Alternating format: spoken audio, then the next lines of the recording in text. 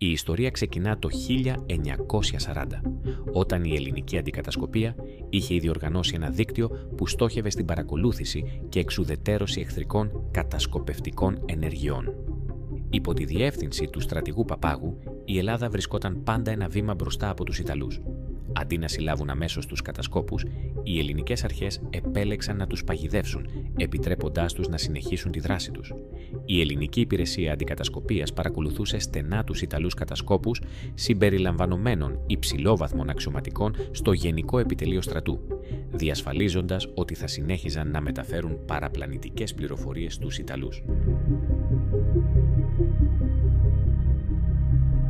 Ξημερώματα της 28ης Οκτωβρίου 1940, ο Ιωάννης Μεταξάς αντιμετώπισε το ιστορικό δίλημμα όταν ο Ιταλός πρέσβης Γκράτσι του παρέδωσε τελεσίγραφο, ζητώντας την ελεύθερη είσοδο των Ιταλικών στρατευμάτων. Η απάντηση του Μεταξά ήταν κατηγορηματική. «Alors, c'est la guerre». Άρα έχουμε πόλεμο. Το όχι της Ελλάδας σήμαινε αντίσταση και όχι υποταγή.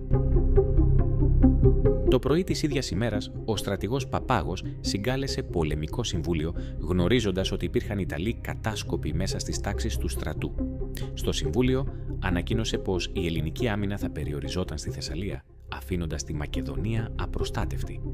Αυτό προκάλεσε αμηχανία στους παριστάμενους αξιωματικούς, όμως ο Παπάγος παρέμεινε ατάραχος.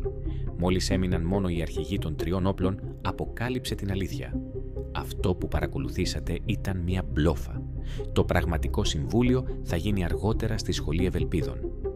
Οι Ιταλοί κατάσκοποι, νομίζοντας πως είχαν αποσπάσει σημαντικές πληροφορίες, μετέδωσαν άμεσα στην Ιταλία πως η ελληνική άμυνα θα υποχωρούσε.